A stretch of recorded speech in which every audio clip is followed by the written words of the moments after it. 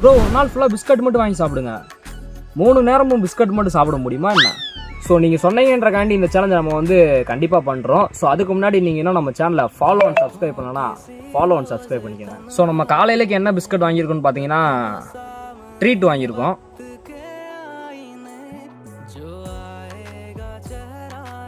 Guys இப்போ பார்த்தீங்கன்னா காலையில் மணி 11 மணிக்கு நம்ம வந்து குட் டே பிஸ்கட் வாங்கியிருக்கோம். கைஸ் இப்போ மணி பார்த்தீங்கன்னா கரெக்டாக வந்து மதியம் 1 மணிக்கு பார்த்தீங்கன்னா நம்ம வந்து ஹாப்பி பிஸ்கட் வாங்கியிருக்கோம்.